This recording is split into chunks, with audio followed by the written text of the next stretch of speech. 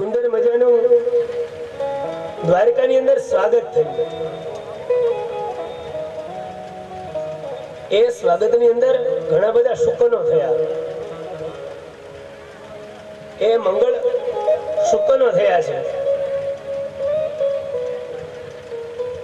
અને બ્રાહ્મણોના વેદ મંત્ર દ્વારા, વેદ ધ્વનિ દ્વારા પરમાત્માનું સ્વાગત થયું. શરણાઈથી અનેક સંગીતજ્ઞોએ, નાટ્યકારોએ પરમાત્મા દ્વારકાધીશનું સ્વાગત કર્યું. અને ભગવાન જયારે રથની અંદર બિરાજમાન હતા ત્યારે રથમાં બેસી અને બધાને પરમાત્માએ નમન કર્યા છે.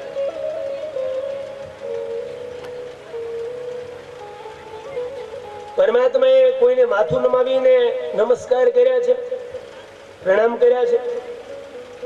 કોઈનું વાણીથી અભિવાદન કર્યું છે, કોઈને આલિંગન કર્યું છે, ભેટીને મળ્યા છે. કોઈ સાથે પરમાત્માએ હાથ મેળવ્યો છે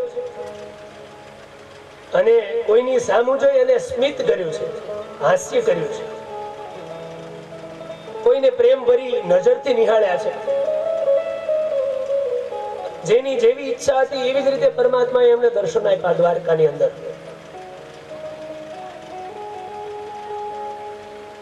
એટલે પરમાત્માનું સ્વાગત થયું છે. ગુરુજનોએ, બ્રાહ્મણોએ સ્વાગત કર્યું છે. અને વેદ મંત્ર દ્વારા બ્રાહ્મણોએ આશીર્વાદ આપ્યા છે. અને એ સજ્જનોના, બ્રાહ્મણોના, ઋષિમુનિઓના આશીર્વાદ ગ્રહણ કરી અને પરમાત્મા દ્વારકાની અંદર આવ્યા છે.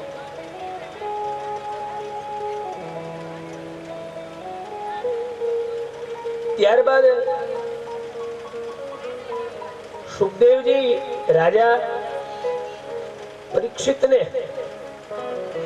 એ સુંદર મજાની કથા સંભળાવે છે. અને આ સંવાદ છે વેદવ્યાસજી એ પોતાના શિષ્યોને આપે છે. અને શૌનકજી સૂતજીને પ્રશ્ન કરે છે કે આ ભારત વર્ષની અંદર, આ બ્રહ્માંડની અંદર એક પરીક્ષિત નામનો રાજા થયો. એ રાજા નો જન્મની કથા મને સંભળાવો કે એ રાજાનો જન્મ ક્યારે થયો, એમનું જન્મનું ફળ કથન કેવું હતું એ મને વિસ્તારપૂર્વક બતાવો. અને એ જન્મની કથા સંભળાવતા એ સૂતજી કહે છે કે પરીક્ષિતનો જન્મ કેવી રીતે થયો, હું તમને એમની કથા કહું છું. માતુર ગર્ભં ગતો વીરા સતદા ભૃગુનંદન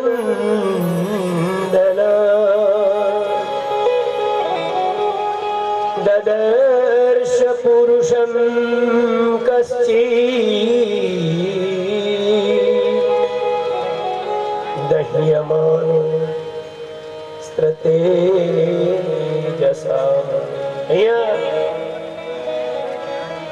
પરીક્ષિતના જન્મની સૂતજી અને શૌનકજી વચ્ચે જે સંવાદ થાય છે એમાં પરીક્ષિત જન્મની કથા આવે છે.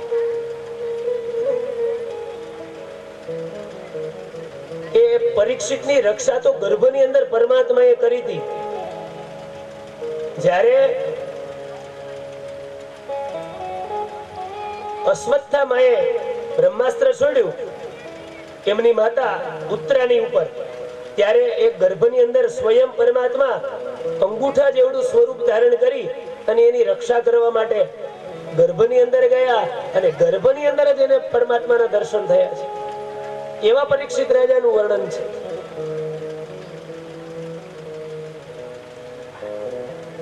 અને એક અંગુષ્ઠ માત્રથી પરમાત્માએ તેને દર્શન આપ્યા છે, અને એ દર્શન આપ્યા છે એટલે એમનું નામ વિષ્ણુરાજ પણ છે. પરીક્ષિત રાજાના બે નામ છે, એક રાજા પરીક્ષિત અને બીજું વિષ્ણુરાજ. ગર્ભની અંદર જ પરમાત્માના દર્શન એમણે કરી લીધા છે. અને એમની વિસ્તાર પૂર્વકની કથા છે. એ રાજા પરીક્ષિતનો જન્મ છે એ પાંડુ વંશની અંદર થયો છે, અને પાંડુના વંશધર એ પરીક્ષિતનો જન્મ ઉત્તરાના ગર્ભથી થયો. અને એ જન્મ જ્યારે થયો ને ત્યારે એ સમયે બ્રાહ્મણોને બોલાવવામાં આવ્યા છે એની ફળ કથન કરવા માટે. આપણે ત્યાં પણ આપણા દીકરા દીકરીનો જન્મ થાય એટલે રાશિ જોવડાવવા માટે ભૂદેવ પાસે જવું પડે. ફોન કરીએ ભૂદેવને કે અમારે ત્યાં દીકરાનો દીકરીનો આ સમયે આ તારીખમાં જન્મ થયો છે, તો એમની રાશિ કઈ આવે છે? તો અહીંયા એના આખું પરીક્ષિત રાજાનું જન્મ કુંડળીનું ફળ કથન છે, એમની કથા છે. કે એમનું ફળ કથન કેવું હતું એ બ્રાહ્મણોએ ઋષિમુનિઓ તો અગાઉ કહી દીધું હતું કે આ બાળક છે એ કેવું થશે, આ સૃષ્ટિની અંદર કેવા કાર્ય કરશે, એમની કથા છે. એ પુત્રના જન્મના સમાચાર મળ્યા એ સાંભળી અને યુધિષ્ઠિરને મનમાં ઘણી પ્રસન્નતા થઈ, પ્રસન્ન થયા. એમણે કૃપાચાર્ય વગેરે બ્રાહ્મણોની પાસે મંગલાવચન વેદના મંત્રો બોલાવ્યા, જાત કર્મ સંસ્કાર કરાવ્યા છે. શાસ્ત્રમાં જો કીધું છે કે પુત્રનો જન્મ થાય ત્યારે જાત કર્મ સંસ્કાર કરાવવા જોઈએ, તો અહીંયા આપણને એવો વિચાર આવે કે પુત્રનો એ પુત્રીનો કઈ જન્મ થાય તો એનું સૂતક આપણને લાગે ને, તો જ્યાં સુધી એમનું નાલ છેદન ન થાય ને ત્યાં સુધી સૂતક લાગતું નથી. એટલા માટે અહીંયા જાત કર્મ સંસ્કાર છે એ બ્રાહ્મણોને કૃપાચાર્ય વગેરે વિદ્વાનોને બોલાવી અને જાત કર્મ સંસ્કાર નામનો આપણો સંસ્કાર છે. આપણા શાસ્ત્રમાં 16 સંસ્કારની વિધિ બતાવી છે, એમાંથી પહેલો સંસ્કાર છે જાત કર્મ સંસ્કાર છે, એની વિધિ કરાવી છે. પછી નાલ છેદનની વિધિ થાય, પછી નામકરણ સંસ્કારની વિધિ બતાવી છે. બધા વર્ણોને અલગ અલગ પ્રમાણે નામ પાડવાના હોય. આપણે નામકરણ સંસ્કારની વિધિ શાસ્ત્રમાં બતાવી છે.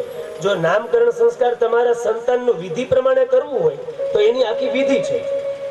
બાકી આપણી પાસે સમય ના હોય તો સારો દિવસ કોઈ તે દિવસે આપણે નામકરણ કરી શકીએ. તો કીધું છે કે બ્રાહ્મણને ત્યાં પુત્રનો જન્મ થાય તો એને કેટલા દિવસે નામકરણની વિધિ કરવી? 10 દિવસ પૂર્ણ થાય ને એટલે બ્રાહ્મણને ત્યાં એ નામકરણ સંસ્કારની વિધિ થઈ શકે. આપણે જેને છઠ્ઠી કહીએ ને, ષષ્ઠી પૂજા, આપણે તો હવે સમય ટૂંકો થઈ ગયો એટલે છઠ્ઠી ના દિવસે જ નામકરણ નક્કી કરી નાખીએ છીએ. ખરેખર એમ ના હોય, શાસ્ત્રમાં આના બધા નિયમો છે. 10મા દિવસે બ્રાહ્મણને ત્યાં પુત્રનો જન્મ થાય ને ત્યારે એનું નામકરણ સંસ્કાર, એનું નામ નિર્ધારિત કરી શકે. બીજું, ક્ષત્રિયોને ક્યારે નામકરણ સંસ્કારની વિધિ થાય?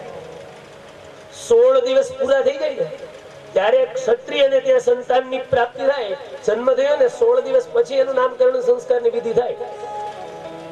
એનું નામ નિર્ધારિત 16મા દિવસે થઈ શકે. તમે નક્કી કરી શકો, પણ એમાં નામ સંસ્કાર કરણ સંસ્કારની વિધિ છે ને 16મા દિવસે થાય.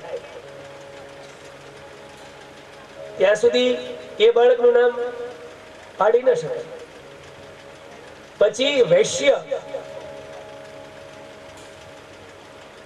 એમને પણ 16મા દિવસે,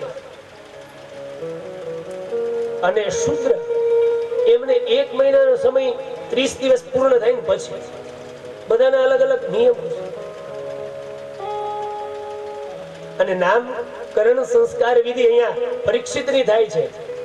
બ્રાહ્મણોએ કહ્યું કે આ બાળકનો જન્મ છે કે આ મુહૂર્ત ની અંદર થયો છે એટલા માટે આ બ્રાહ્મણ છે ને એકદમ તેજસ્વી બનશે. પ્રાજાતીર્થ નામના મુહૂર્ત ની અંદર એ બાળકનું નાલ છેદન થયું અને એ પરીક્ષિતનો જ્યારે જન્મ થયો ને ત્યારે બ્રાહ્મણોને ગૌદાન કર્યું છે. પાંડુ રાજાએ પુત્રનો જન્મ થાય ત્યારે દાન કરવાનું મહત્વ હોય. મેં કીધું ને 6 જગ્યા એવી છે એનો લાભ લઈ લેવો જોઈએ. મકર સંક્રાંતિ, પુત્રનો જન્મ થાય, વ્યતિપાત નામનો યોગ આવતો હોય, કન્યાનો લગ્નનો સમય હોય, તમારા ખડે જ્યારે કોઈ બ્રાહ્મણ આવે કે ધાન્ય લેવા માટે, ત્યારે આ બધા સમયો છે, એનાથી 1000 ગણું પુણ્ય મળે છે. તો અહીંયા પાંડુ રાજાએ પરીક્ષિતનો જન્મ થયો એટલે ગાયોનું દાન કર્યું છે, સોનાનું દાન કર્યું છે, ભૂમિનું દાન કર્યું છે, ઉત્તમ જાતિના ઘોડાઓ અને હાથીઓનું દાન કર્યું છે. અહીંયા કીધું છે કે ગજસ્વસ્ય એટલે હાથી અને ઘોડા, ઉચ્ચ જાતિના ઘોડા. આપણે ક્ષત્રિયો છીએ એટલે ઘોડાની જાતની આપણને ખબર હોય, આપણે બેસીએ તો ખબર પડી જાય અને ઘોડાને ખબર પડી જાય કે આ અહવાર ઓરિજિનલ આજે મારી ઉપર સવારી કરી છે, ઘોડાને ખબર પડી જાય. આપણે તો જાતિને પારખી જઈએ ને. ઘોડાની જાતિ 58 છે, સાહિત્યમાં 58 જાતિ બતાવી છે, પણ હવે ધીમે ધીમે લુપ્ત થતા અત્યારે 32 જાતના ઘોડા છે. અત્યારે છે બધા રાજ્યમાં અલગ અલગ પ્રકારના છે. 32 જાતના ઘોડા છે. અમારે આપણે રૂકમણી વિવાહ થાય ત્યારે આપણે જાન આવશે ત્યારે અનેક ઘોડાઓ અમારે ચંપુભાઈ જાન લઈને આવવાના છે જાડેરી, ત્યારે જોવા મળશે ઉચ્ચ જાતિના ઘોડાઓ છે. સર્વશ્રેષ્ઠ ઘોડાની જાતિ કઈ? મને તો આનંદ આવે છે. આ ક્ષત્રિયના આંગણે બેઠો છું ને એટલે એ કહેવાનો આનંદ છે. સર્વશ્રેષ્ઠ ઘોડાની જાતિ હોય ને તો ઉચ્ચ શ્રવા નામનો ઘોડો છે. જે સમુદ્ર મંથન થયું ને એમાંથી એ ઘોડો નીકળ્યો, એમાંથી આ ઘોડાની બધી જાતિઓ ઉત્પન્ન થઈ છે. એ ઉચ્ચ શ્રવા એ ઘોડાના વંશનો આપણી ઘેરે અશ્વ ઘોડો આવી જાય કે ઘોડી આવી જાય ને તો એ વ્યક્તિનું ભાગ્ય બદલી જાય. એને ઉચ્ચ શ્રવા ઘોડો કહેવામાં આવે. એની અનુભૂતિ ઘણા કરેલી હોય. એવા ઉચ્ચ જાતિના જે ઘોડા છે ને એનું અહીંયા પરીક્ષિતના જન્મ વખતે દાન થયું છે. ઘોડા અને હાથીઓનું દાન થયું છે. આપણને એમ થાય ઘોડાનું ક્યાંય દાન હોય, ગાયનું દાન હોય, હાથીનું દાન હોય, પણ ભાગવતજીની અંદર બતાવ્યું છે તમે ઘોડાનું પણ દાન કરી શકો. શાસ્ત્રમાં એક વિધાન છે કે રાહુ નામનો ગ્રહ જ્યારે અષ્ટમ ભુવનની અંદર આવે ને ત્યારે ગોમેદ કલરનો ઘોડો હોય ને એ આપણી દેશી ભાષામાં કહી દો ને, મારાથી રેવા નહીં, કાળી બાવળી. એ જ્યારે રાહુ નામનો ગ્રહની મહાદશા આવતી હોય ને ત્યારે એ વ્યક્તિ એકવાર ઘોડાનું દાન કરી દે ને એટલે એને રાહુ નામનો ગ્રહ નડે નહીં. એટલા માટે અહીંયા કીધું છે કે અશ્વનું દાન. આ સમયમાં કદાચ અમારા 2-3 યજમાને કરેલું છે દાન. તો એ ઉચ્ચ શ્રવા ઉચ્ચ જાતિના ઘોડાનું દાન કર્યું. શું કામે કર્યું છે એ તમને આગળ કહું. પછી બ્રાહ્મણોએ કહ્યું કે આ જન્મની અંદર, આ મુહૂર્તની અંદર આ બાળકનો જન્મ થયો છે ને પરીક્ષિતનો, એટલે એમની જન્મ કુંડલીના બધા જ ગ્રહો છે એ ઉચ્ચના છે. અને જન્મના ગર્ભની અંદર આ બાળકને પરમાત્માના દર્શન થયા છે ને. પરીક્ષિત એટલે પોતાની દ્રષ્ટિથી જેને દર્શન થાય, પરીક્ષણ એટલે જોવું, એટલે ગર્ભની અંદર આને પરમાત્માના દર્શન થાય એટલા માટે આનું નામ છે પરીક્ષિત પડશે. અને બીજું નામ વિષ્ણુ રાત છે. પરમાત્માના દર્શન થયા છે અને એના જન્મનું ફળ કથન કરે છે કે આ રાજા તો ઉશીનાર નરેશ શિબી રાજા જેવો રાજા થશે અને શરણાગત ભક્તવત્સલ થશે અને યાજ્ઞિકોમાં તેમજ દુષ્યંત પુત્રોમાં ભરતની જેમ આ વંશની આ પરંપરાને ફેલાવતો રહેશે. કીર્તિ ફેલાવવા વાળો આ રાજા થશે. અને ધનુર્ધરોમાં સહસ્ત્રબાહુ અર્જુન જેવો થશે. અર્જુનની પાસે જેવું બાણની વિદ્યા હતી એવી આ પરીક્ષિતની પાસે વિદ્યા આવશે, એવી કળાઓ જાણશે. અને પોતાના જે વંશજો છે એની પરંપરાને અગ્રગણ્ય ગણશે, પોતાની પરંપરાને જાળવશે, પોતાના ધર્મને જાળવનાર શ્રદ્ધાવાન લક્ષ્મીવાન આ રાજા થશે, પુત્રવાન થશે, યશસ્વી થાય, તેજસ્વી થશે. એ જન્મનું ફળ કથન કર્યું. પણ ઋષિમુનિએ શું કીધું કે આ બાળકનો છેલ્લો જન્મ છે, અહીંયા આની મુક્તિ થઈ જશે, બીજી વાર હવે આનો જન્મ નહીં થાય. જો શાસ્ત્ર વિધાનમાં છે ને બે કુંડળી નીકળે, જન્મ કુંડળી અને મૃત્યુ કુંડળી. જન્મ કુંડળી ઉપરથી આખું ભવિષ્ય કથન થઈ જાય, વ્યક્તિના ગુણો કેવા હશે, આ વ્યક્તિ કેટલી પ્રગતિ કરશે, કેટલામાં વર્ષે એનું ભાગ્યોદય થશે, એ જ્યોતિષ શાસ્ત્રમાં બતાવેલું છે. અમે જયારે જન્મ કુંડળી અમારા યજમાનોને બનાવીએ ને ત્યારે એની અંદર બધું લખી દઈએ કે આ સમય આ યજમાન માટે, આ પુત્ર માટે શ્રેષ્ઠ છે, આનું ભાગ્યોદય આટલા સમયે થશે, આ દિશામાં આનું એમને લેણા દેણી છે, આ રાશિની સાથે લેણા દેણી છે. આ જન્મ કુંડળીનું વિધાન છે. અને ભૃગુ સંહિતા નામનો ગ્રંથ છે, ભવિષ્ય પુરાણ ક્યારેક તમે સાંભળો તો એની અંદર આ બધું વર્ણન છે ગ્રહોનું. અને આપણને એમ થાય કે આ બધું સાચું હશે કે ખોટું હશે. ખરેખર આપણા જીવનની સાથે ગ્રહો સંકળાયેલા છે અને એનું પ્રભુત્વ છે આ પૃથ્વીની ઉપર. તમે દરિયા કિનારે જાઓ ને એટલે ગ્રહોનું પ્રભુત્વની ખબર પડે. અમાસ આવે ને ત્યારે દરિયામાં અમાસ અને પૂનમની ભરતી અને ઓટ આવે, દરિયો ક્યારેક ખાલી થઈ જાય. અમાસનો સમય જેમ નજીક આવે ને, ચંદ્રનું કિરણ એ દરિયાની ઉપર રાત્રિના પડે ને, જેમ જેમ ચંદ્ર છે એ અસ્ત થાય ને એમ એમ એમ એની જે ભરતી છે શાંત થઈ જાય. અને અંજવાળિયાની અંદર એકમથી પૂનમ આવે ને ત્યાં સુધી એ દરિયાની અંદર ભરતી આવે, એ ગ્રહોથી આવે છે, ચંદ્રના ગ્રહથી આવે છે. અને આ જ ભગવાન સૂર્યનારાયણ એ ગ્રહ છે, ગ્રહોના અધિપતિ છે અને આપણા ઈષ્ટ છે. એટલા માટે જેની કુંડળીની અંદર સૂર્ય બળવાન હોય ને એ વ્યક્તિને એનું આત્મબળ કોઈથી નિર્બળ બને નહીં, અને ગમે એવું કામ કરવું હોય ને 1 સેકન્ડ વારની અંદર કરી નાખે. એ સૂર્યનું ફળ છે, બધા ગ્રહોનું ફળ છે. આગળ બતાવીશ. આ તો આ શાસ્ત્રનો અભ્યાસ એટલો બધો અંદરથી ઉગે છે કે અહીંયા કઈ વાત કરવી, પણ આપણે આપણી સમય મર્યાદા બધી રોકે છે. સમય મર્યાદા છે એટલા માટે વિશેષ કઈ નહીં. પણ ઋષિ મુનિઓ ને બ્રાહ્મણોએ કીધું કે આ રાજા આખી પૃથ્વીનું પાલન કરે ને એવો થશે, પણ છેલ્લો જન્મ છે. આજે એની અહીંયા આ છેલ્લા જન્મમાં મુક્તિ થઈ જાય. ગ્રહો ઉપરથી જન્મ પણ જોઈ શકાય. જેની કુંડળીની અંદર કેતુ નામનો ગ્રહ 12મે આવે ને એટલે એનો છેલ્લો જન્મ હોય, એમ જ્યોતિષ શાસ્ત્ર કહે છે.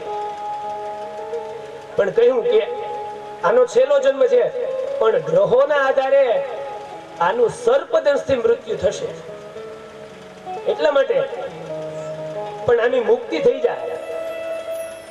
બ્રાહ્મણોએ કહ્યું આવું આનું જન્મનું ફળ છે. સમય ગયો અને એ રાજા ધીમે ધીમે મોટા થવા લાગ્યા. પછી તો એ રાજા ના લગ્ન પણ થયા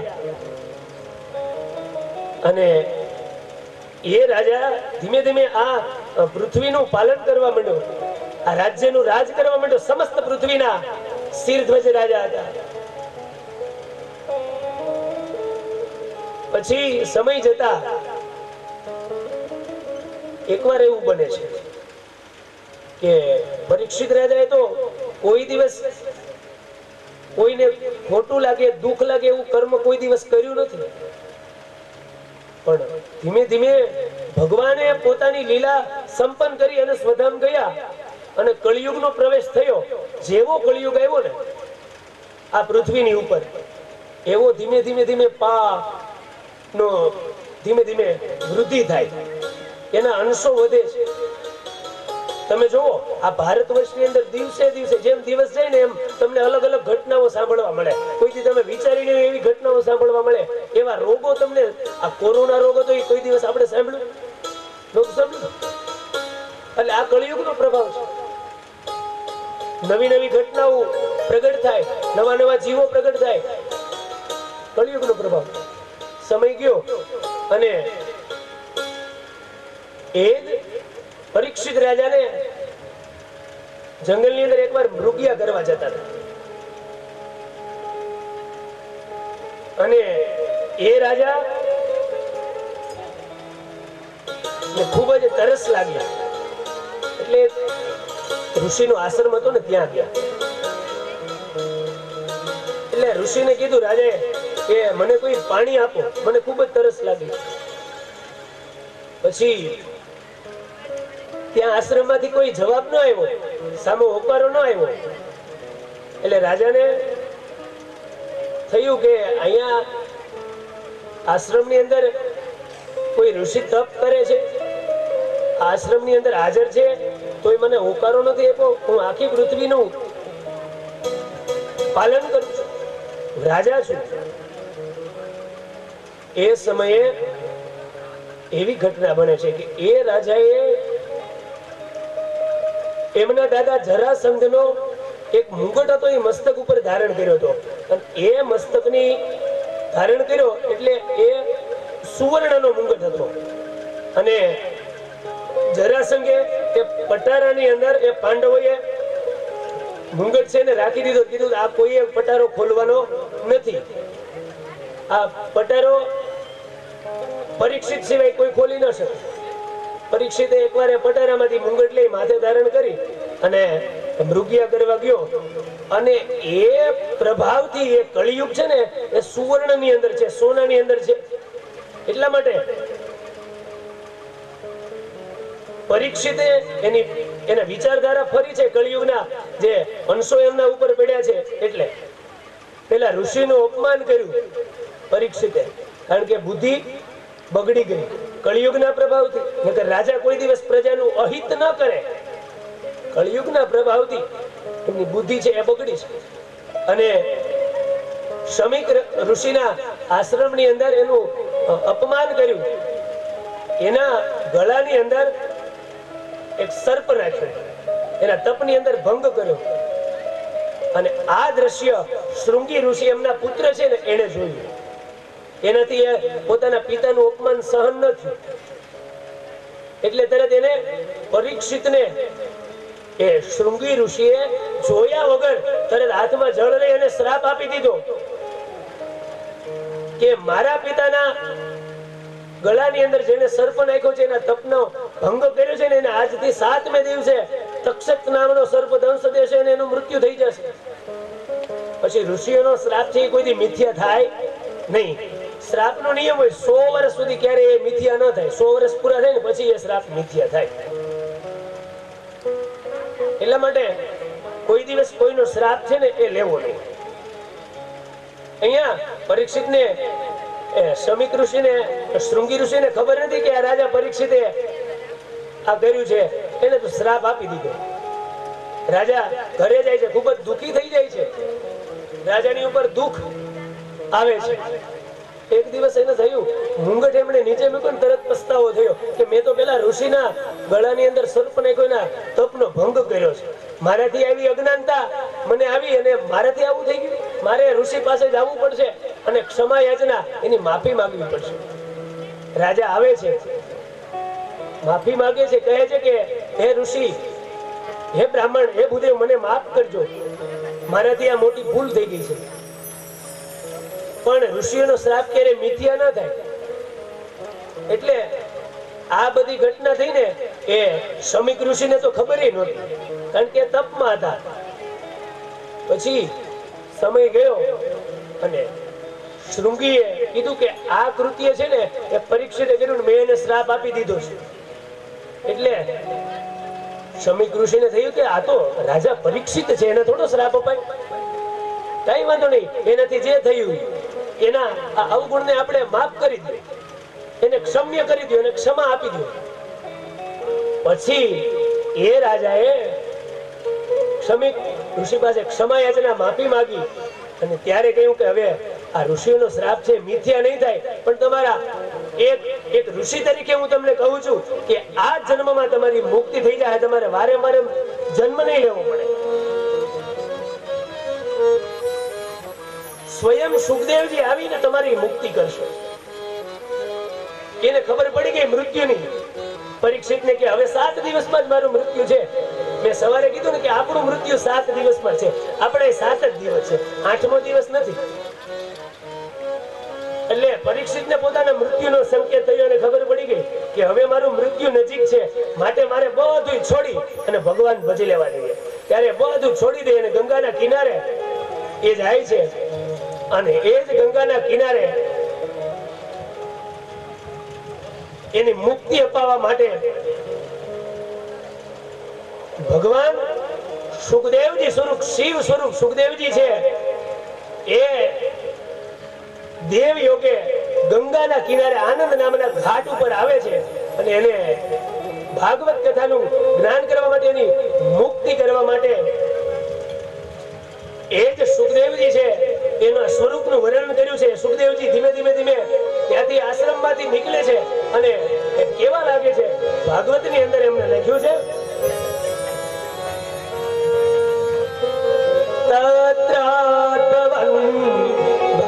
ભગવાન વ્યાસપુત્રો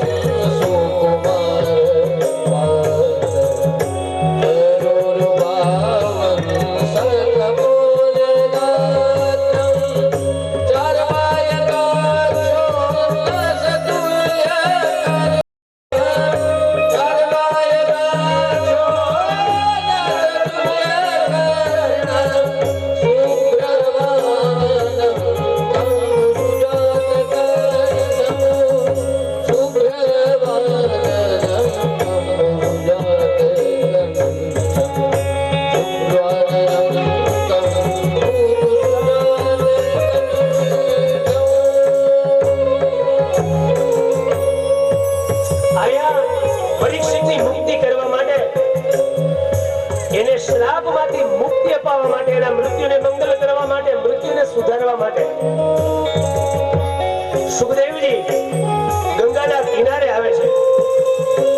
એ સુખદેવજીનું સ્વરૂપ કેવું છે કે એ સમયે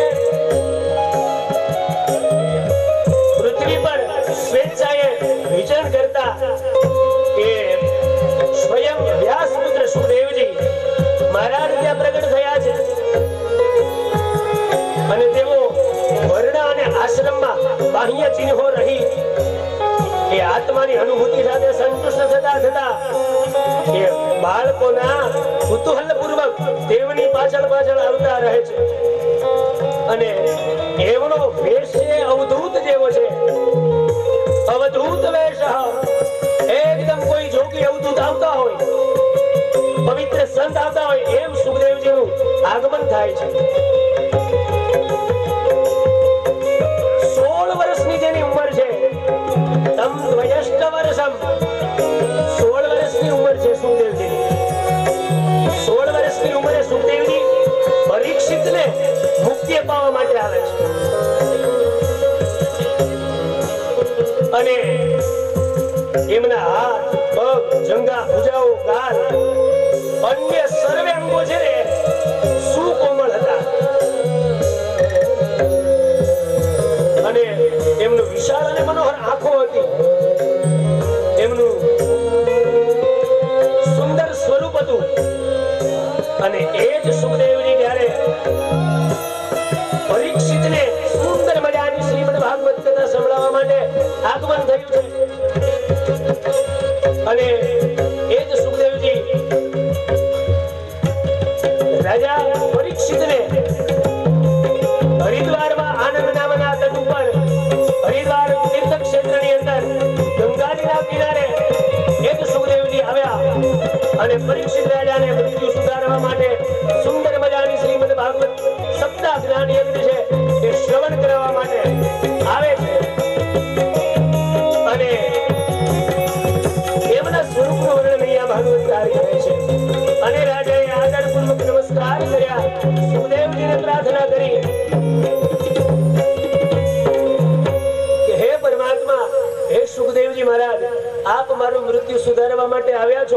તો મારા ઉપર એવી કૃપા કરો કે મારો અંતિમ આ જન્મ છે ને એ જન્મારો સુધરી જાય. એટલા માટે મનુષ્ય અવતાર ની અંદર પરીક્ષિતે પોતાના મૃત્યુને સુધાર્યું અને સુખદેવજીએ એમને સુંદર મજાની એ ભાગવત કથા સંભળાવી છે.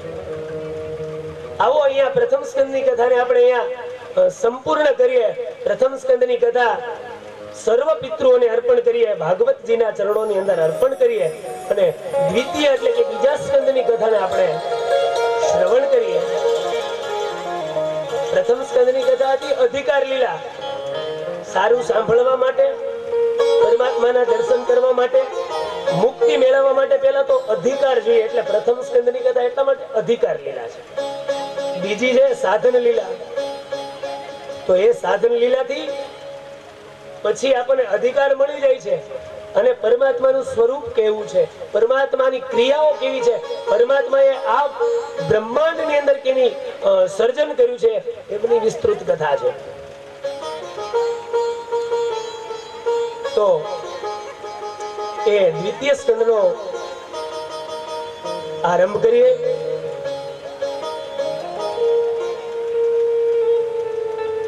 શ્રી શુક ઉવાચ.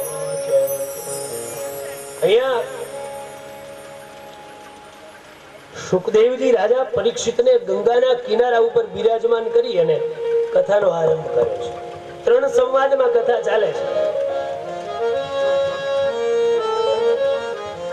અને સુંદર મજાનો શ્લોક સંભળાવે છે. વરિયાનેશ તે પ્રશ્ન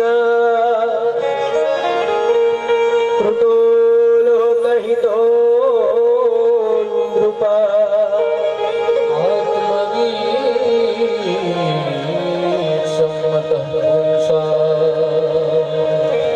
આત્મવીર સંમત પુંસા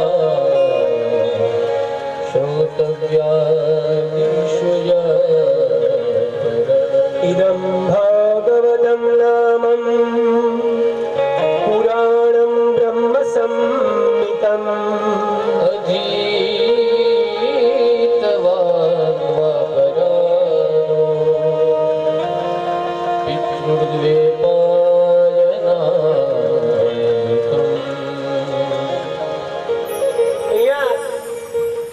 બીજા સ્કંદના કથાના આરંભની અંદર વ્યાસજીના સુપુત્ર સુખદેવજી મહારાજ પરીક્ષિતને બીજા સ્કંદની કથા સંભળાવે છે અને અનેક દ્રષ્ટાંતો આપે છે કે મૃત્યુને સુધારવા માટે શું કરવું જોઈએ, કેટલી વારમાં મુક્તિ મળી જાય. કહે છે કે ખટવાંગો નામ રાજર્ષિ જ્ઞાત્વેર્ય યતા મિહાયુષ. ખટવાંગ નામના રાજા હતા. એ ખટવાંગ નામના રાજા થઈ ગયા. એમણે 48 મિનિટની અંદર મોક્ષની પ્રાપ્તિ કરી લીધી. 2 જ ઘડીની અંદર મૃત્યુ સુધરી જાય. જો એ જીવ સમજી જાય ને તો 2 જ ઘડીમાં એનું મૃત્યુ સુધરી જાય. તો ખટવાંગ નામના રાજાએ છેલ્લી અવસ્થા હતી ને ત્યારે પરમાત્માને યાદ કર્યા અને 2 ઘડી એટલે 48 મિનિટ થાય. 48 મિનિટમાં પરમાત્માના દર્શન એને કરીને પોતાનું મૃત્યુને સુધારી લીધું. એની ભક્તિની કેવી તાકાત હશે, એના કેટલા બધા પુણ્યો હશે. ખટવાંગ નામના રાજા, સૂર્યવંશની અંદર ખટવાંગ નામના રાજા થઈ ગયા. ભગવાન રામનું જયારે પ્રાગટ્ય થાય એના પૂર્વની અંદર ખટવાંગ નામના રાજા થઈ ગયા અને કૃષ્ણની કૃપાને પ્રાપ્ત કરી મોક્ષ પદ મેળવી લીધું.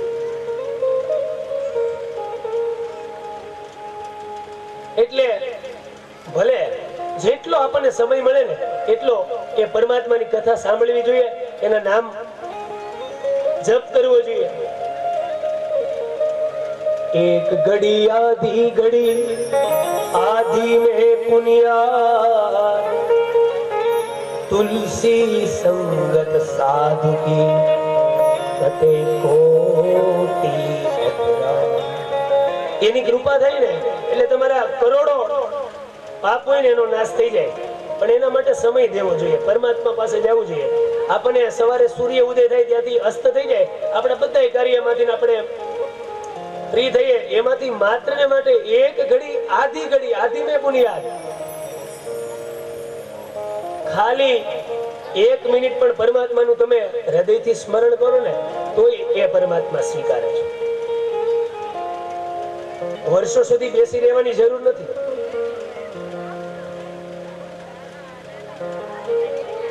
એટલા માટે પરમાત્માના નામની મહત્વતા છે.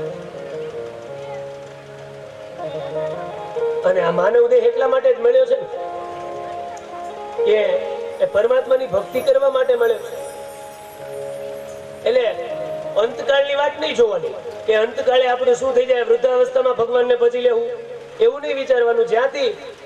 જ્યારે આપણને સમય મળે ત્યારે પરમાત્માનું હરિનામ કીર્તન કરો, એનું નામ લ્યો, એના કથાઓ સાંભળો.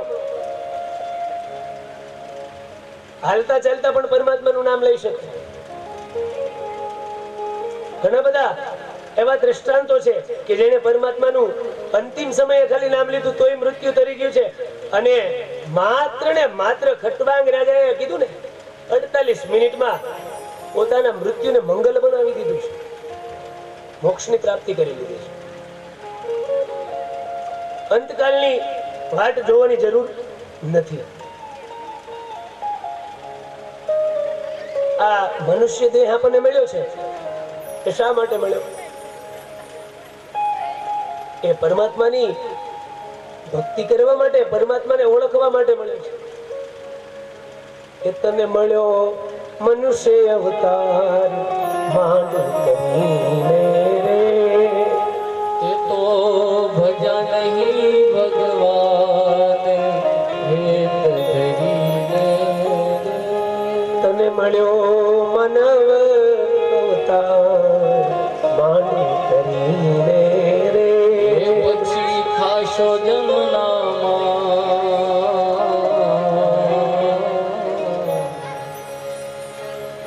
પછી તો જમડાનો માર ખાવો પડે, અંતિમ સમય બગડે. એના કરતા જ્યારે તમારું શરીર તમને સાથ આપે છે ત્યારે જ ભગવાનને ભજી લ્યો. અને આ મોંઘો મનુષ્ય તો અનેક જન્મોના પુણ્ય હોય ને ત્યારે મળે છે. આ માનવ મોંઘો મનુષ્ય શું કામ કહેવાય છે કે તમે જુઓ, પ્રાણી પક્ષીઓ એ જળ ચેતનમાં આવે, એ જળ જાતિની અંદર આવે. એક પ્રાણી હોય, આપણે સમજવા માટે દાખલો લઈ લઈએ. આપણે ખેતરમાં બેઠા છીએ, રોજડા આવે ને ખેતરમાં, એને ખબર પડે? રોજડાઓને કઈ ખબર પડે કે ક્યારે શું કરવું જોઈએ? એને તો એની પ્રકૃતિ છે, એને ખાઈ લેવાનું, પી લેવાનું અને આરામ કરવાનો, આ ત્રણ જ એની પ્રકૃતિ છે. એ કોઈ દિવસ વ્યવહારિક કાર્ય કરે ન કરે, એની કઈ સમજદારી હોય ના હોય. જો પછી આપણે પરમાત્માને કે આ ભક્તિ ન કરીએ, કે આપણે સારું જીવનની અંદર સત્કર્મ ન કરો ને, એટલા માટે પછી જમડાનો માર ખાવો પડે છે. માટે ખાશો જમ કેરો માર, એટલા માટે જમડાનો માર ન ખાવો હોય ને તો પરમાત્માનું આવી કથાઓ સાંભળી લેવી જ્યારે જ્યારે સમય મળે ને ત્યારે, અને મૃત્યુને સુધારી લેવું જોઈએ. આ ભવની અંદર, આ સંસારની અંદર મનુષ્ય દેહ છે ને ઉત્તમમાં ઉત્તમ છે. અને આ જ દેહ એક એવો છે કે આને બધી જ ખબર પડે છે. માનવ દેહ શ્રેષ્ઠ છે, આ જીવ શ્રેષ્ઠ છે, એને શાસ્ત્રોએ શ્રેષ્ઠ ગણ્યો છે. ઉત્તમમાં ઉત્તમ છે ને કે આ માનવ દેહ છે. આનો હિસાબ કરો ને, હિસાબ એક વૈજ્ઞાનિકે આ માનવ દેહનો હિસાબ કર્યો તો કે આ એક એક અવયવનો હિસાબ કેટલો થાય. આપણને પરમાત્માએ શ્રવણ શક્તિ આપી છે ને, આપણે કોઈ બોલે એ તરત સાંભળી લઈએ ને. પેલું જડ પ્રાણી છે એ ન સાંભળી શકે, એને કે ચાલ અહીંથી ઊભું થઈ અને સામે વહી જાત ન જઈ શકે, ચાલ આમ કરી નાખ, એ ન કરી શકે. એને દંડ ફટકારવો પડે, શિક્ષા કરવી પડે વગેરે. આ દેહ એવો છે બધું સમજી શકે છે. પણ છતાંય મગજની અંદર કે એની અંદર જીવનની અંદર ઉતારતો નથી. મોહ માયાની અંદર પ્રવૃત્ત રહે છે. તો એ માયામાંથી મુક્તિ મેળવવા માટે, છૂટવા માટે સર્વશ્રેષ્ઠ ભક્તિ છે, વિષ્ણુની ભક્તિ છે. પછી તો વિરાટ પુરુષનું વર્ણન કહ્યું છે, સહસ્ત્ર શિરેખા પુરુષ સહસ્ત્રાક્ષ સહસ્ત્રપાદા સભ્ભુ મિગુ સર્વત સ્પ્રત્વાત પ્રતિષ્ઠિત દશાંગુલમ. પરમાત્માએ વિરાટ સ્વરૂપ ધારણ કર્યું છે. આ જગત આખું છે ને વિરાટ સ્વરૂપની અંદર છે. જો આ વૃક્ષો છે, સૂર્ય ચંદ્રો, આકાશ, પૃથ્વી, જળ, વાયુ, અગ્નિ, આ બધું જ તત્વ છે ને એ પરમાત્માના વિરાટ સ્વરૂપની અંદર સમાઈ ગયેલું છે. બ્રહ્માંડની અંદર આ બધું પરમાત્માનું સ્વરૂપ છે. આ વૃક્ષો છે પરમાત્માનું સ્વરૂપ છે. આ વિરાટ સ્વરૂપ છે. સૂર્ય અને ચંદ્ર એ પરમાત્માના નેત્રો છે, આંખો છે. આ વાયુ છે, આખા વિશ્વની અંદર પ્રવૃત્ત વાયુ થાય છે, એ પરમાત્માની શ્વાસ છે, શ્વાસની ક્રિયાઓ છે. આ સૂર્ય ઉદય થાય, એનો પ્રકાશિત થાય, એના બધા કિરણો એ પરમાત્માનું તેજ છે. પરમાત્માએ આ બ્રહ્માંડની અંદર 7 સમુદ્ર બનાવ્યા છે. જેવો આપણને આ દરિયો મળ્યો છે ને એવા 7 સમુદ્ર છે. ખારા જળનો, મીઠા જળનો, મોળા જળનો, તીખા જળનો, આવા 7 સમુદ્ર છે. બ્રહ્માંડની ઉત્પત્તિ પરમાત્માએ આદિ નારાયણે કરી. એમાંથી એક કમળ ઉત્પન્ન કર્યું, એમાંથી બ્રહ્મા ઉત્પન્ન થયા. બ્રહ્માને આજ્ઞા કરી, તમે આ સૃષ્ટિનો વંશ આગળ વધારો. બ્રહ્માએ પોતાના નાભી કમળમાંથી, વિષ્ણુએ પોતાના નાભી કમળમાંથી બ્રહ્માને જગતનો પ્રથમ પુરુષ ઉત્પન્ન થયો હોય તો એ બ્રહ્મા છે. એ બ્રહ્મા માંથી આ બધું સર્જન થયું છે પૃથ્વીનું. 10 દિશાઓ છે. એ 10 દિશાઓમાં 10 દિક્પાલો રાખવામાં આવ્યા છે.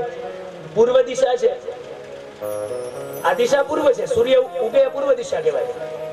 પછી પશ્ચિમ દિશા, ઉત્તર અને દક્ષિણ, 4 ખૂણાઓ છે. ઈશાન, અગ્નિ, નૈઋત્ય, વાયવ્ય. ઉપર બ્રહ્મા અને નીચે અનંત. એ 10 દિશાઓ છે, એ પરમાત્માએ બનાવી.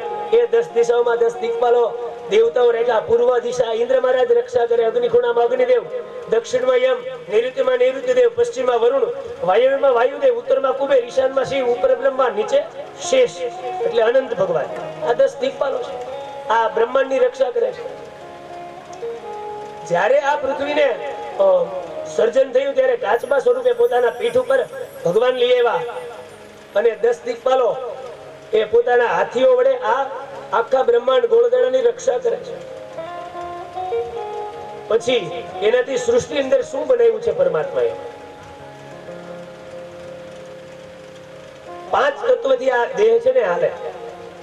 એ પંચ તત્વ બનાવ્યા છે. શ્વાસની ક્રિયાઓ વાયુ નો આવે ને તો આ દેહની અંદર બહુમાં બહુ તમે શ્વાસ જીતવો હોય ને, શ્વાસની ક્રિયા, તો એ યોગનો અભ્યાસ છે. તો કદાચ બહુમાં બહુ 3 કે 4 મિનિટ, 4 મિનિટ સુધી કે 3 મિનિટ સુધી, એ તો જોને રોજનો નિત્યક્રમ હોય એની વાત છે. એ સાધુ સંતો યોગીઓ કરી શકે. 4 મિનિટ સુધી શ્વાસ આપણે રોકી ન શકીએ અને રોકાય પણ નહીં. તો એ ક્રિયા છે એ પરમાત્માએ પૂરેલી છે. એ વાયુ છે. આ પંચ તત્વથી આખું બ્રહ્માંડ બનેલું છે. એનાથી આગળ આ સમુદ્રમાંથી, મીઠા જળનો સમુદ્ર છે ને, એમાંથી 42 નદીઓ બનાવી છે. ગંગા, સિંધુ, સરસ્વતી, યમુના, ગોદાવરી, નર્મદા, કાવેરી, સરયુ, મહેન્દ્ર, તનયા, ચર્મણવતી, વેદિકા, ક્ષિપ્રા, વેત્રવતી, મહાસુરનદી, ખ્યાતા, જયા, ગંડકી, પૂર્ણામ, પૂર્ણ જલે સમુદ્ર સહિત સ્નાનમ સદા મંગલમ. એ પવિત્ર નદીઓ એવી છે જેની અંદર સ્નાન કરો. સ્નાન ન કરો તો સાંભળો તો એ પાપનો નાશ થઈ જાય. એનું આચમન કરો તો પાપનો નાશ થઈ જાય. કદાચ 42 નદીઓમાં સ્નાન કરવા ન મળે. આવી 42 નદીઓ બનાવી, વૃક્ષો બનાવ્યા. અને પરમાત્મા બ્રહ્માએ પોતાના અંગમાંથી પુરુષ બનાવ્યો, જગતનો પ્રથમ પુરુષ, એને મનુમરાર. અને ડાબા અંગમાંથી સ્ત્રી ઉત્પન્ન કરી જેનું નામ શત્રુપારાણી. અહીંયાથી મનુષ્યનો વંશ આગળ વધ્યો. આપણને કોઈ પ્રશ્ન કરે કે તમે મનુષ્ય શું કામ કહેવો, તો એને શાસ્ત્ર પ્રમાણે આપણે જવાબ આપી શકીએ, મનુ અંશમ દદાતિ ઇતિ મનુષ્ય, કે મનુના વંશમાંથી આપણી ઉત્પત્તિ થઈ એટલા માટે આપણે મનુષ્ય કહેવાય છીએ. એટલે મનુષ્યને ઉત્પન્ન કર્યા પછી તો એમાંથી 4 વર્ણ ઉત્પન્ન થયા છે. 4 વર્ણને કામ સોંપવામાં આવ્યા. બ્રાહ્મણ, મેં કીધું ને બ્રાહ્મણના 6 કર્મ કાલે સમજાવ્યા હતા ને, યજ્ઞ કરવો, કરાવો, દાન લેવું, દેવું, વિદ્યા ભણવી, ભણાવી, આ 6 કર્મ બ્રાહ્મણના. બીજું ક્ષત્રિય. ક્ષત્રિયને શું કીધું? ધર્મની રક્ષા કરવાનું કીધું. ધર્મો રક્ષતિ રક્ષિતઃ. આ ક્ષત્રિય છે ધર્મની રક્ષા કરશે, એટલે ધર્મ છે એ સમસ્ત ભક્તજનોની, સમસ્ત જીવોની રક્ષા કરશે. એટલા માટે ક્ષત્રિયનો ધર્મ છે સાધુ, બ્રાહ્મણો, ગાય, યતિ, સતી, સન્યાસી, ગુરુ, દેવ, દીકરી, કન્યા, બેન, સ્ત્રી, આની રક્ષા કરવાની એ ક્ષત્રિયનો ધર્મ છે. કોઈ બ્રાહ્મણનું, સાધુનું અપમાન થતું હોય ને ક્ષત્રિય જોઈ ન શકે. એનું રક્ત છે ને એનું લોહી ઉકળવા માંડે. કોઈ બેન દીકરીનું અપમાન થતું હોય, ગૌહત્યા થતી હોય, એની નરી આંખે ન જોઈ શકે. એનો ધર્મ છે. એનાથી આગળ વૈશ્ય, એને આ પૃથ્વીના આ વ્યવહારિક કાર્ય કોઈ દિવસ અટકે નહીં એનું કાર્ય સોંપવામાં આવ્યું. શૂદ્ર, એને આ વર્ણની સેવા કરવાનું સોંપવામાં આવ્યું. આ પ્રમાણે આખું સૃષ્ટિ પરમાત્માએ બનાવી છે. અને આ જગતની અંદર વિરાટ સ્વરૂપે પરમાત્મા પ્રગટ થયા. અને 3 કાર્ય મુખ્ય છે: સર્જન, સ્થિતિ અને પ્રલય. અને આ જગત પરમાત્માએ બનાવ્યું છે. અને ત્યાર પછી આ સ્કંદને આપણે અહીંયા આ વિરાટ સ્વરૂપના વર્ણનને, આ બ્રહ્માંડની આખી કથાને, આ સૃષ્ટિની ઉત્પન્ન કર્યું છે પરમાત્માએ કર્યું છે, એ કથાને આપણે સંપન્ન કરી ત્રીજા સ્કંદની અંદર જઈએ તો ત્રીજા સ્કંદની અંદર ભગવાન એવા કપિલ પરમાત્માનું પ્રાગટ્યની કથા બતાવી છે. તો આ દ્વિતીય સ્કંદને આપણે પરિપૂર્ણ કરવા જઈ રહ્યા છીએ ત્યારે આ ભાગવત છે એ પેલું ભગવાન બ્રહ્માએ નારદને આપ્યું છે. ચતુશ્લોકી ભાગવત છે. આવો એ 4 શ્લોકને આપણે શ્રવણ કરી લઈએ. ચતુશ્લોકી ભાગવતને. અહમેવા સમેવાગ્રે નાન્યદ્યત સદસત્પરમ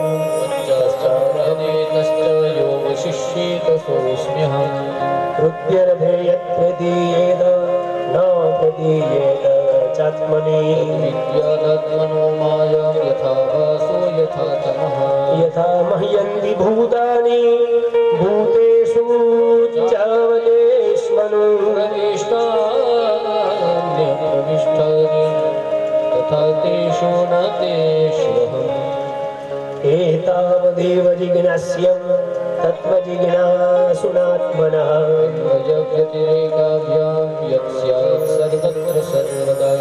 અહીંયા પરમાત્મા કહે છે કે આ બ્રહ્માંડની ઉત્પત્તિ થઈ ગઈ ને ત્યારે પણ હું હતો. આ બ્રહ્માંડનું સર્જન ચાલે છે એમાં પણ હું જ છું. સર્વ તત્વની અંદર હરિવ્યાપક, સર્વત્ર સમાના, દરેક તત્વની અંદર હું છું. અને કદાચ આ બ્રહ્માંડનું પ્રલય થઈ જાય ને તોય હું હશું.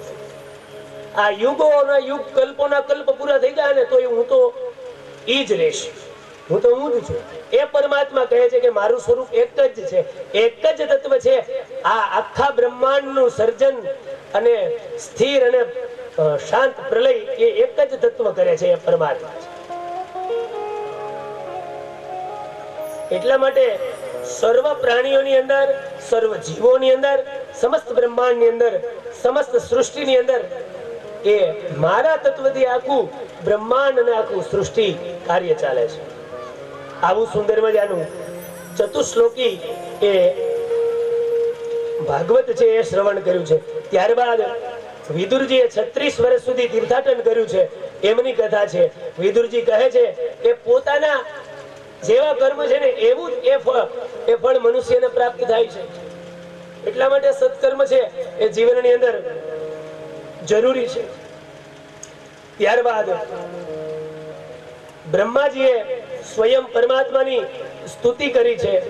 એ સ્તુતિની વિસ્તૃત કથા બતાવી છે. અને એ બ્રહ્માજીના શરીરમાંથી મનુષ્યનો વંશ અને રસા તળમાં ગયેલી પૃથ્વીને પોતાના દાંત ઉપર ધારણ કરેલી એ પૃથ્વીને એમની કથા છે. એ વરાહ ભગવાનનો અવતાર થયો છે. હિરણ્યાક્ષની સાથે 18,000 વર્ષ સુધી પરમાત્માએ યુદ્ધ કર્યું અને રસાતળમાં ગયેલી એ પૃથ્વીને પોતાના દાંત વડે બહાર લઈ આવ્યા છે રસાતળમાંથી અને પૃથ્વીને સ્થિર કરી છે. વરાહ અવતારની કથા છે. અને એ વરાહ પરમાત્માની સ્તુતિ કરેલી છે. જીતમ જીતંતે જીત યજ્ઞ ભાવન, સુંદર મજાની ભગવાન વરાહની સ્તુતિ છે. અને આવી સરસ મજાની એ સ્તુતિ કરી છે વરાહ ભગવાનની. ત્યારબાદ મનુ મહારાજના વંશની ઉત્પત્તિ છે. મનુ મહારાજને સંતાનો થયા છે એનો વંશની કથા છે. તો દેવહૂતિ, આકૃતિ અને પ્રસૂતિ, ઉત્તાનપાદ અને પ્રિયવત, આ 5 સંતાનો છે ને મનુ મહારાજના થયા. એનો વંશ છે ને એ ભાગવતનો વંશ છે. એ એની કથા બધી છે. પેલા જે દેવહૂતિ છે એમની કથા. એ દેવહૂતિ છે, એ દેવહૂતિના ઉદરની અંદર ભગવાન કપિલ નારાયણ આવે છે એમની કથા બતાવી છે. અને ત્રીજા સ્કંદની અંદર એ ભગવાન કપિલ નારાયણનું પ્રાગટ્ય થાય છે એમની વિસ્તૃત કથા બતાવી છે. એક સમયે મનુ મહારાજ પોતાની પુત્રી દેવહૂતિને વિવાહ યોગ્ય થઈ એટલે એ પુત્રીના લગ્ન કરવા માટે એને વિચાર કર્યો. અને ત્યારે એ દેવહૂતિ કન્યા લગ્નને યોગ્ય બની એટલે એમના લગ્ન છે એ કરદમ નામના ઋષિની સાથે થાય છે. અને એ કરદમ ઋષિની સાથે એના વિધિવત એ વિવાહ થાય છે. અને એ વંશની અંદર સ્વયં ભગવાન વિષ્ણુ પુત્ર બની, કપિલ બની અને પ્રગટ થાય છે અને પોતાની માતાને સાંખ્યનું દર્શન કરાવે છે. એમની કથા છે.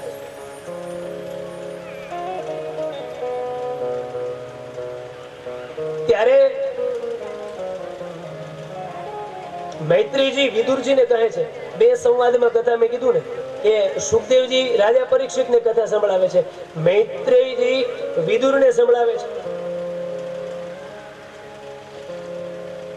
આ સંવાદની અંદર આ કથા ચાલે છે.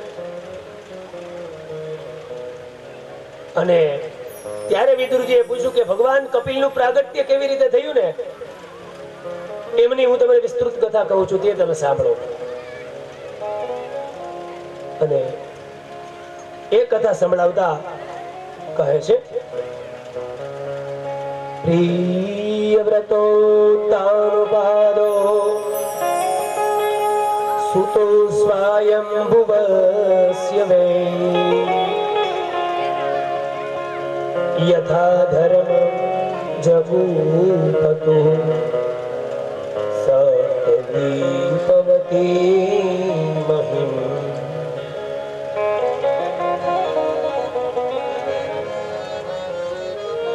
મનુ મહારાજના વંશની અંદર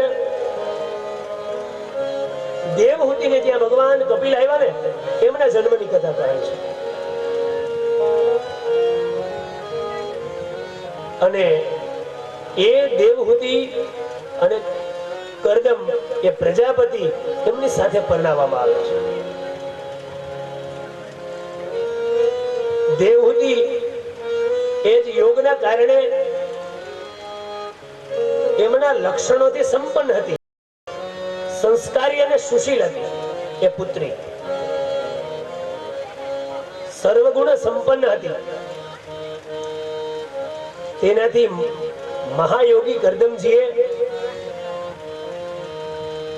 એમનો જે સંવાદ છે એમની કથા કરી છે.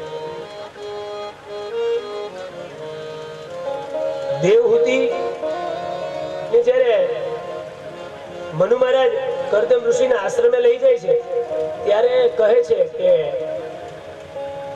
હે પુત્રી, તમારા વિવાહ છે ને કરદમ ઋષિની સાથે થવાના છે. એટલે કરદમ ઋષિએ કીધું કે મારી સાથે વિવાહ કરે એ મને કોઈ વાંધો નથી, પણ મારી એક શરત છે કે હું દેવહૂતિની સાથે લગ્ન તો કરું, સંસાર માંડું, એમની સાથે વિવાહ કરું, પણ એક મારી શરત કે મારે ત્યાં એક સંતાનની પ્રાપ્તિ થઈ જાય ને એટલે હું આ સંસારનો ત્યાગ કરી અને ફરીથી તપસ્યા કરવા માટે જઈશ.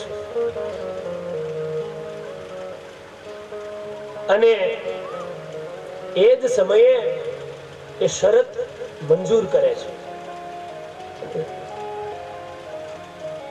મનુ મહારાજે કહ્યું કઈ વાંધો નહીં, તમારે ત્યાં સંતાનની પ્રાપ્તિ થઈ જાય, તમારો વંશ આગળ વધે એટલે તમે આ સંસારનો ત્યાગ કરીને પ્રભુની ભક્તિ કરવા માટે સંસારનો ત્યાગ કરી શકો છો. અને સમય ગયો અને એ જ દેવહૂતિ એ પણ ખૂબ જ સુશીલ અને સંસ્કારી પુત્રી હતી. પ્રભુનું હરિ ભજન કરે છે, કીર્તન કરે છે. આ બાજુ એની પરીક્ષા કરવા માટે કરદમજીએ શું કર્યું? પત્નીની પરીક્ષા કરવા માટે 10,000 વર્ષ સુધી એની સામે દ્રષ્ટિ પણ નથી કરી. ભાગવતજીમાં લખ્યું સરસ્વત્યામ તપસ્તેપ સહસ્ત્રાણામ સમાદશ. 10,000 વર્ષ સુધી તેની સામે દ્રષ્ટિ પણ નથી કરી. પેલા તો આપણને વિચાર એમ થાય કે 10,000 વર્ષ સુધી પત્નીની સામે દ્રષ્ટિ પણ નથી કરી. આ વાત સાચી હશે? કારણ કે આ દ્વાપર યુગની વાત છે, સતયુગની વાત છે. એટલે ત્યારે આયુષ્ય બધાના, દેવતાઓના આયુષ્ય, ઋષિઓના આયુષ્ય ખૂબ જ વિશાળ હતા. હજારો વર્ષના, લાખો વર્ષના આયુષ્ય હતા. એટલે 10,000 વર્ષ સુધી એમણે દ્રષ્ટિ નહીં, માત્ર ને માત્ર જપ કર્યો છે. અને સરસ્વતી નદીના કિનારે એને તપસ્યા કરી છે. 10 વર્ષ સુધી તપ કર્યું અને એના પત્નીએ પણ 10 વર્ષ સુધી એમની રાહ જોઈ, ક્યારે મારા પતિ ઘરે આવશે. એ દેવહૂતિ એટલી બધી ધીર ગંભીર એમના એ પત્ની દેવહૂતિ હતા. એ સંસ્કારી પુત્રી હતી મનુ મહારાજની. 3 પુત્રીમાંની મોટી પુત્રી જેને દેવહૂતિ કહેવામાં આવે છે. એનામાં આદર ભાવ, સત્કાર, સંસ્કાર, સુશીલતા, સરળતા, વિવેક આ બધું જ હતું. એટલા માટે એમણે પણ પરમાત્માની તપસ્યા કરી છે. સમય ગયો અને કરદમ ત્યાં આવ્યા એટલે એને સ્તુતિ કરે છે, પ્રાર્થના કરે છે કે સ્વામીનાથ, આપણા લગ્ન થયા એને 10,000 વર્ષ પરિપૂર્ણ થઈ ગયા. હવે આપણી ઉંમર છે ને એ ધીમે ધીમે વૃદ્ધિ પામે, માટે તમે કૃપા કરો અને આપણા સંસારનો વંશ આગળ વધે. આપણે શરત કરેલી છે.